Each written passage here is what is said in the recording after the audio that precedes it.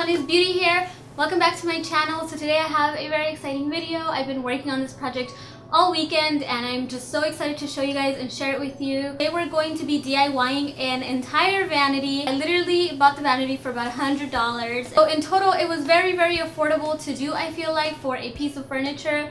So I wanted to share it with you guys, maybe give you some ideas or inspire you.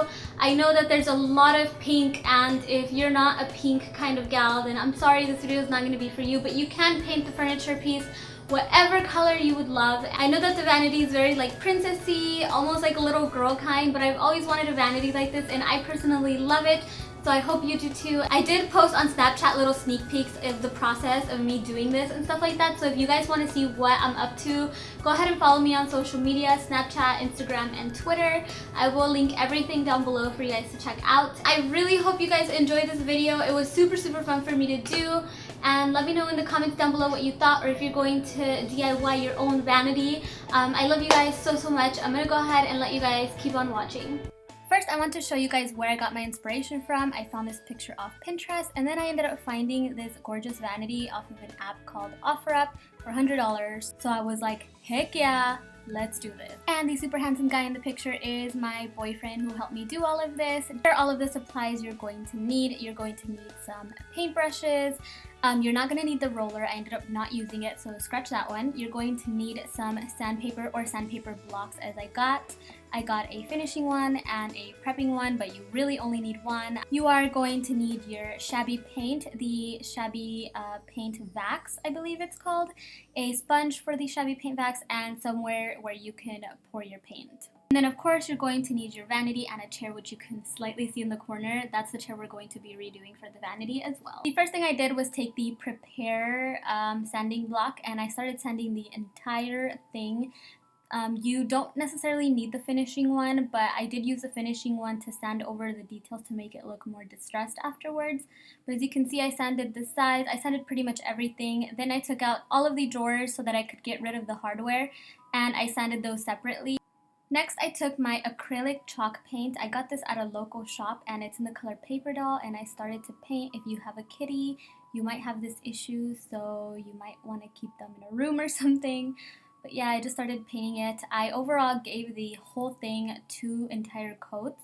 And keep in mind, you are going to need the smaller brush to fill in details and stuff like that. Painting it's not that hard, but it is a little bit more time consuming, so just make sure you really take your time with it.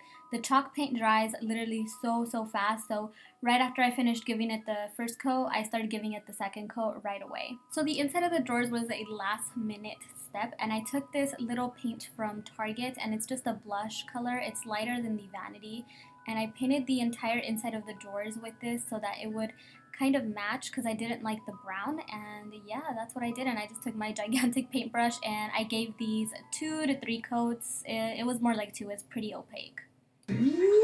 We took off the cushion. We're about to sand it down. So meanwhile, Kobe sanded the chair, excuse his toes in there.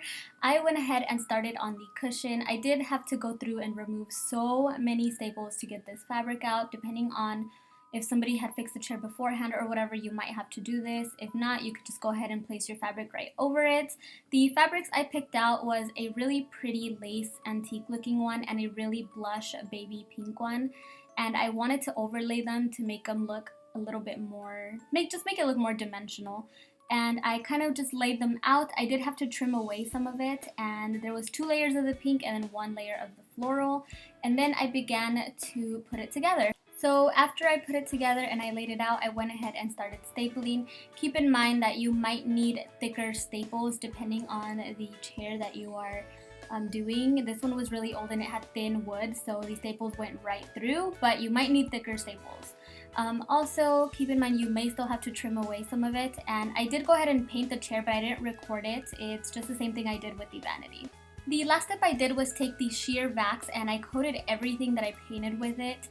It was a really thin layer with that blue sponge I showed you guys earlier. You dampen up the sponge like a beauty blender, you squeeze out the excess water, and then you just do a thin layer over top of everything that you painted just to help seal everything in. I really wish I would have gotten a clip of this. I don't know if I did or if I forgot or what happened, but yeah, I apologize, you guys. And the very last thing I did was apply the clear crystal knots to my drawers.